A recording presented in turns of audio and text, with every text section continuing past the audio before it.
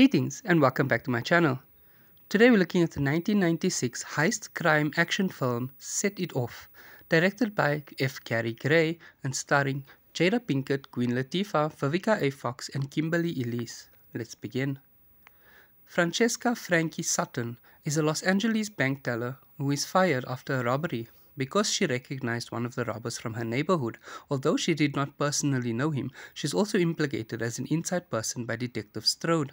Frankie goes to work at Luther's Janitorial Services with her three best friends, Lyra Stoney Newsom, Cleopatra Cleo Sims, and Tashawn T.T. Williams.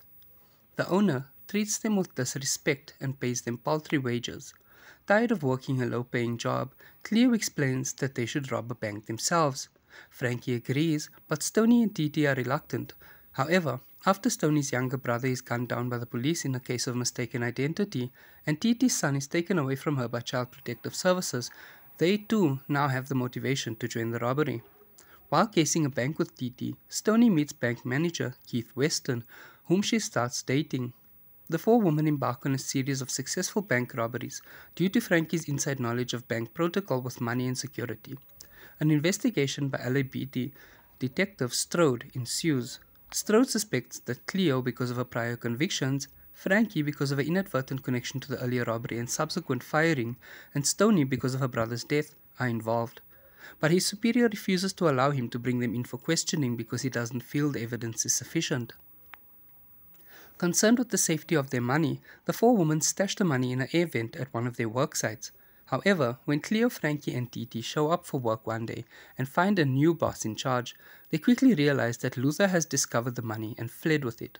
While Stoney attends a banking event with Keith, the three women track Luther to a motel where he is sleeping with a prostitute. The women demand the return of their money, but Luther refuses to give it up and pulls a gun on Cleo, forcing T.T. to shoot him in self-defense. Cleo is soon brought in by Strode for questioning over Luther's murder, but manages to intimidate the prostitute in not identifying her. Later, after hearing what happened, Stoney is disappointed with Frankie and T.T. about the missing money and Luther's death. They debate robbing another bank, but Stoney is reluctant. Eventually, Frankie and Cleo persuade her and T.T. that they need to rob another bank and leave town the next day. The women decide to rob the downtown Federal Bank, where Keith works. Concerned for Keith's safety and not wanting him to know that she's a bank robber, Stoney calls Keith and tells him to meet her at a cafe far from the bank's location. The four women quickly execute the robbery, but Cleo demands that T.T. grab more money, which gives Strode enough time to arrive. Strode and his partner try to talk them into surrendering. As T.T. and Stoney begin to put down their weapons, a bank security guard shoots T.T.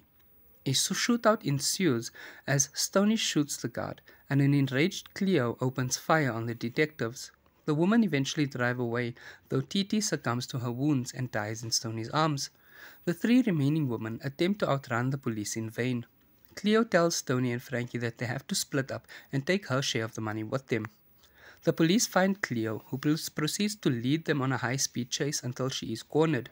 She drives through a police barricade, which causes the police to shoot at her car and blow out her tires.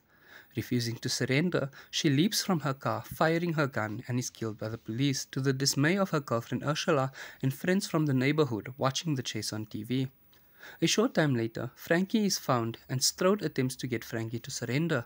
After defiantly sticking a gun in Strode's face and reminding him of how he got her fired to begin with, Frankie attempts to run, but one of the officers shoots her in the back, killing her. Stoney, who managed to blend in with a tourist group heading to Mexico, tearfully watches Frankie's death from a passing charter bus. Strode sees her from a distance, but lets her go, realizing the part he played in driving the woman to crime. In Mexico, Stoney mourns the losses of her friends and brother and cuts off her hair. She then calls Keith to assure him that she is alright and thanks him before smiling. After hanging up, she is seen driving through the mountains with her share of the money from the last robbery beside her. If you enjoyed this video, please give it a thumbs up, leave a comment down below letting me know which movie you'd like to see me do next and what you thought of this movie. Thank you so much for watching, take care and goodbye.